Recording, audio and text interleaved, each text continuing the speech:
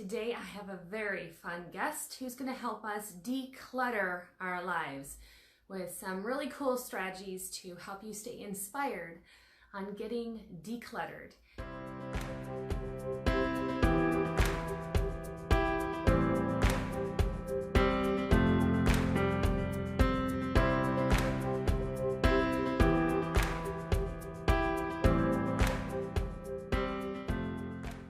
So how are you doing this morning?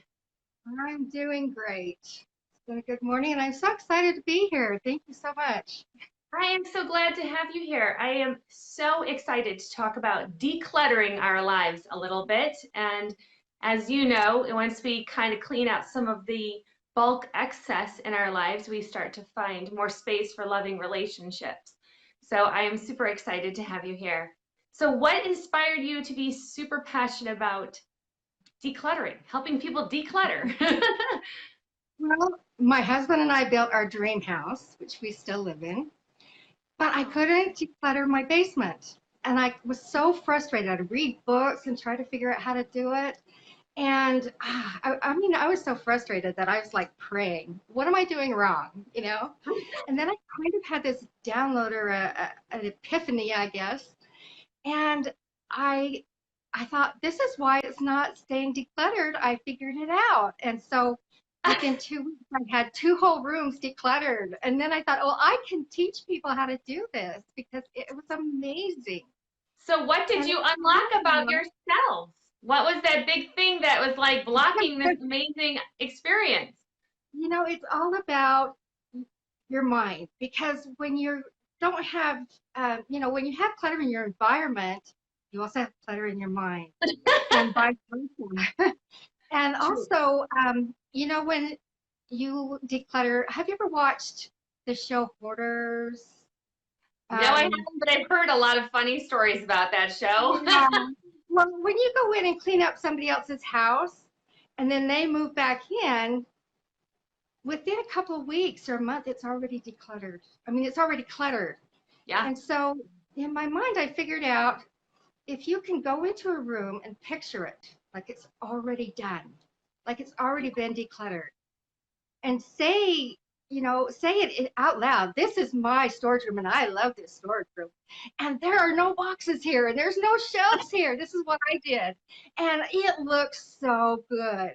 And then I wrote that all down, and I went down there, and for like the 2 weeks that I was decluttering that, it was beautiful when I got done, and Oh, it how still is. So that's the key because in your mind you have to get used to seeing that room the way you want it. right. Otherwise, when there's clutter around, you live like that. It's like you don't even notice it anymore. I so So get that. So you found the minute you accepted like this fact that you were fighting, like kind of like there's like that little secret shadow, that dirty closet that everyone knows that they have that they don't want anybody else to know about. The minute you embraced that and actually sat in it and gave it space, said, you know what? I like this space. I love this area.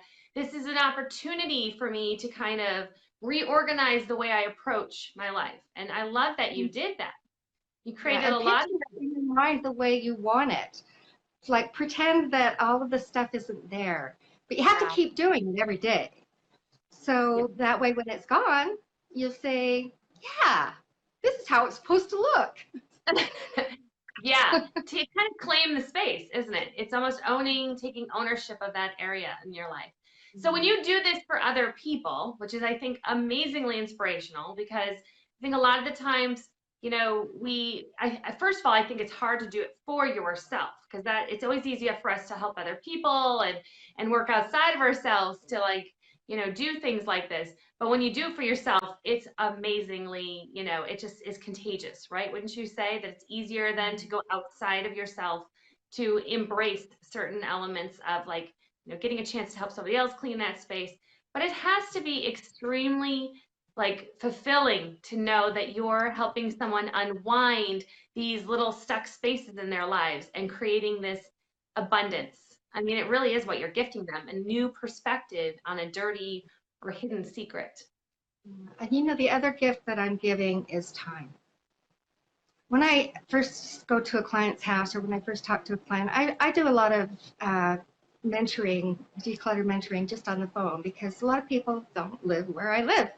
But the first thing I do is I tell them to make a list of the most important things in their life. Can I tell you a little story about that? I'd love to hear that. Yes. Okay.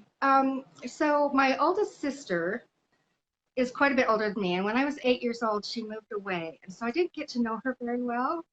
Mm. I'm in the middle, and she's the oldest child. And when she was 53, she found out that she had non-Hodgkin's lymphoma. And Wow. at that time, it wasn't a very good prognosis. Yeah. Yeah. So she decided that she wanted to find a book about death. Oh, And wow. she, Wow. yeah. You know how That's an you intense see journey. these shows or whatever, and they say, go into the light, or, she could not find a book about death. So she decided she was going to write one. And she Wow. did that. Yeah. And in her book, she says a couple of things that I want to read. She said, I had to rethink my value system. I no longer had to accumulate stuff to be sorted and waded through when I was gone. Oh, I And love she that. said that she had been either pursuing money or spending it rather than experiencing her life. And she said, I felt a sense of freedom having given you the ability to exist without amassing stuff to be happy about it. And after she did that, I didn't know my sister before. And when she decluttered her life, she had her son come over and they moved all this stuff out, got rid of it. And she decided that people are the most important thing in her life. And after Absolutely. that, she was my friend. And I got to know her really well. And it was so thrilling to have that relationship too. Love that. I love her message to declutter, the elements of possessions, to possess connection and relationships, kind of what I'm all about myself. So it totally resonates with me. Yeah, Recognizing the value of memories over and experiences over things really resonates with me. Wow, yeah, very beautiful. So she kind of yeah. imprinted in your life in that way as well, then, didn't she? Oh, she was a big influence in my life. And reading that story, it helped me all along as I was trying to get my own stuff done and helping other people. I always tell them that story because it's so inspirational about how if you get rid of your stuff, you have so much more time to get close to the people you love. Oh, I love that. Beautiful. Yeah. So you're now seeing that by cleaning up other people's spaces, they're actually having time for more deep, meaningful relationships. So I think it's so accurate. We're distracted by the doing of life. We're missing out on the being of life, right? We feel very disconnected. We're distracted. We're kind of competing almost with what everyone else has to build that sense of value. So Yeah, I think that is a beautiful contribution you create and you cultivate in other people's lives. So that sounds like that's a major why you do what you do in yeah. helping people feel abundant in their life. That's a beautiful gift that you leave behind. Now, do you feel like when people start, what are the patterns you've recognized over time that really blocks people from confronting this big issue in their lives? A lot of the people that I work with are a little OCD, or they have limiting beliefs that are keeping their stuff, something that's happened in their past that Yeah. they won't let go. And so I help them to realize what's going on and live in the future. And also to create new neural pathways in your head so that Mhm. you can be excited about having that clean space. So, okay, do me a favor. Mhm. Yeah. Fold your arms. Okay. Just fold your arms. Okay, now fold them backwards with the other hand on top. Right. Does that feel weird? Yeah, it is funny how we do. We get so used to our brain patterns. I love that you use that example because I'm very familiar with how we get stuck in our ruts and our patterns and our behaviors. Mm-hmm. I work a lot with anxiety and depression, and OCD is an Mm-hmm. actual form of anxiety. So a lot of people Mm-hmm. don't recognize, they think that I just need these systems in place, or it's PTSD or general anxiety and social anxiety. They're all the same. So I love that you connect that you recognize that there's that patterning that we do, that conditioning that we have. So it's a And so beautiful. if you folded your arms backwards all the time, then you would get used to it. You would get comfortable that way. And it's the Yeah. same thing with in your home when, or maybe it's not. A lot of people don't have a lot of clutter. I mean, it's just life takes over, and and maybe it's just your pantry or your drawers. You can't find anything. Yeah. Um, so if you get used to that, even if it isn't done yet, just picture it that way, and you're recreating those neural pathways that say, yeah, this feels good. And then when it's done, Absolutely. it feels good. Yes, absolutely. So share with us a story that you have where you've like watched somebody really transform from these really intense, stuck patterns and belief systems, and how long did it take them to really implement them? The first phase is always exciting. I feel like a lot of us we start to feel it and we start feeling excited, but then the whole element of maintaining that is a whole nother level. So I'd like to Exactly first talk right. about the big transition, the biggest shift you saw, and then let's talk about how difficult it is for people to hold on to the pattern. Even though we do rewrite our programming, unfortunately, when we hit fear, anxiety, um, when when we go into those moments of OCD, we trigger those old patterns back. And even if we do rewrite the patterns, we have a tendency in collapse to go back to our old patterning. So Mhm. have you ever seen that? And what have you negotiated, or how have you coaxed people out of it again? So go Yeah, ahead. I do see, because when we declutter, we get rid of a lot of things that we don't need, but then we start collecting more and more again. So Right. yeah, so I helped a girl who she couldn't cook in her kitchen. She was just so frustrated and so depressed, and it was just, she couldn't seem to keep her kitchen clean, and her table and everything was just a mess. She couldn't find things in her cupboards. And so we helped her to declutter her whole kitchen. It took a couple of, about 4 or 5 hours. I go back I go back once a week for 2 hours, and then I go back. And she would work on it in between times. So we got her kitchen completely decluttered. And when we got done, this was so fun. She had a whole shelf in her pantry that was completely empty. And she was so excited that she just started to cry. And Oh, she cooked me dinner that night in her kitchen. wow. So that was really cool. So that was a while ago. And, I talk to her every now and then, and it does get cluttered again. But now she knows what she has to do.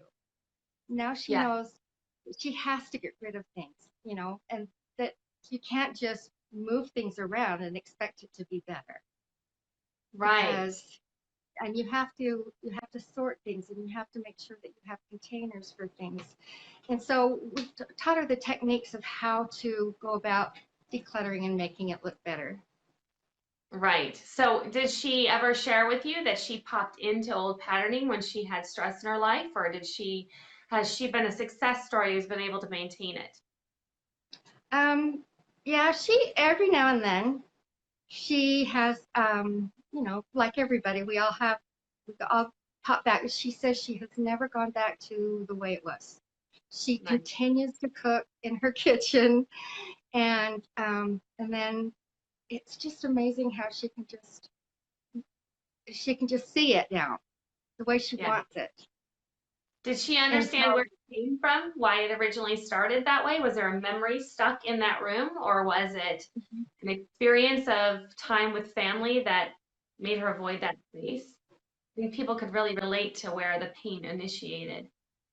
yeah, and in her case, it was just she just wasn't used to cleaning. She was just, it was just a pattern that developed over time. Um, and I know that some people have a lot of, they're stuck in their past. And so Mhm. we did some belief breakthrough and some mental work to get that to where they're not living in their past anymore. Right. In her case, she really did well. I mean, she has kept it mostly clean. I popped in a few times, and and it feels like it was when I was there. But it's pretty good. So in her case, it was a good thing. Sometimes it's not. Sometimes it Yeah. reverts right back. Yes, yes. And it happens. Um, and so I have to keep working with them. Yeah, those are some But deep-seated patterning for sure in that situation when they go back and revert back to the old ways, either it be in communication or in behavior. It's where it shows up, you know.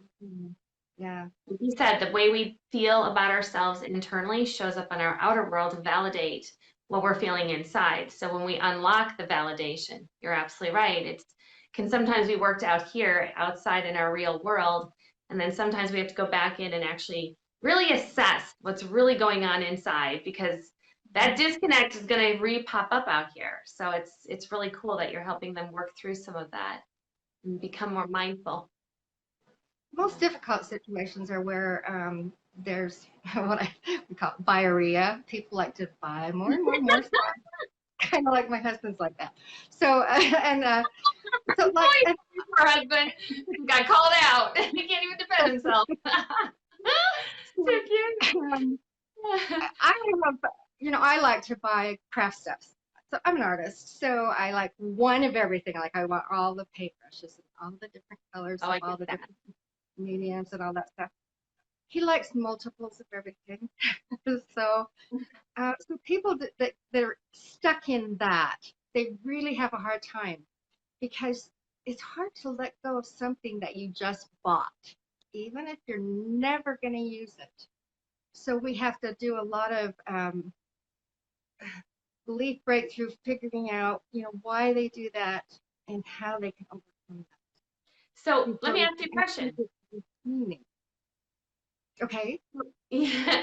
Sorry, I think we have a bit of a lag. So I've recognized, and I wonder if you've seen the same thing, that people who do things twice or buy backups, their fear of not either having what they need when they need it, or the second thing in my world, communication, is they're fearful that they're not being validated, heard, or seen in it. So have you noticed that similar pattern that people will buy doubles of everything because they're fearful of lack, that story of deep-seated lack, that there's not enough, so they hoard or they contain or they absorb more because of that sense. Is that what you've noticed as well? I have noticed that. And so much of the things that they buy are cheap enough that really they can get rid of it and just go buy it again if they need it. Yeah, and it Um, is interesting, isn't it? Because that is I wonder if it's an age thing too, generational age thing. Like I remember a lot of the people I've worked with in the past who have that hoarding mentality came from, wartime, where they had this fear that the stores were going to run out, or there was some, there's this belief stuck about lack. So it's really fascinating. um, there is the older generation that does do that. Um, but I've noticed a lot of younger people are doing that as well. But I've also noticed the other side of it, where people are just, I don't know if you've seen the little mini homes that people move into, and they become Minimalistic. minimal.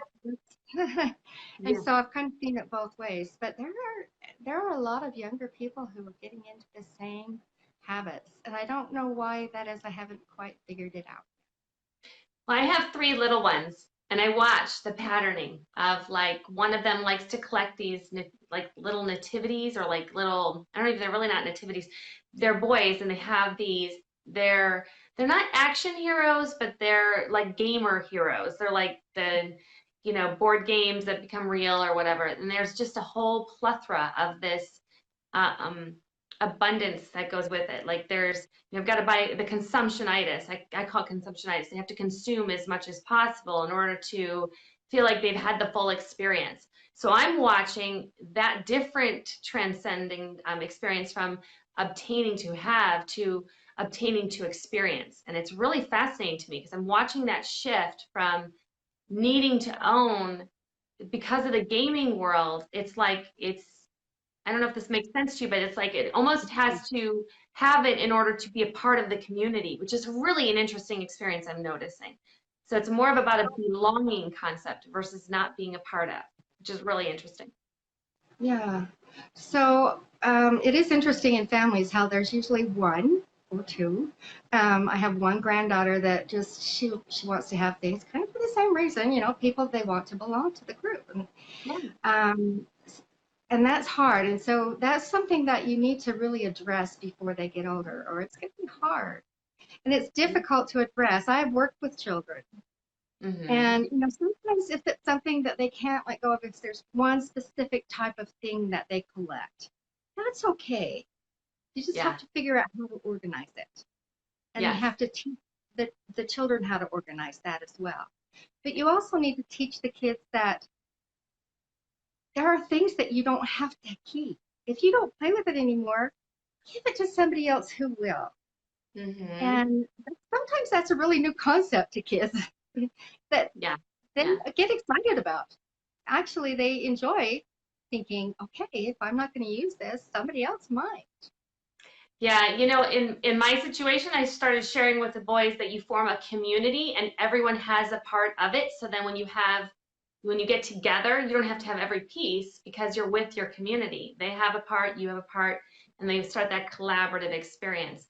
So for what I've been experiencing, my children are much older, so I'm watching them struggle with connection because we live in a very crowded, I call it crowded loneliness, where we have literally everyone communicating through like what we're doing right now through internet or chat rooms and stuff like that, but nobody knows how to like make eye contact face to face. So we started forcing community by saying, you know what, hey, instead of buying everything, get everyone together to play, and you can still do it online, but you have this community. It's really kind of an interesting issue, and it does shift their need to obtain or have. It's really interesting. Mm.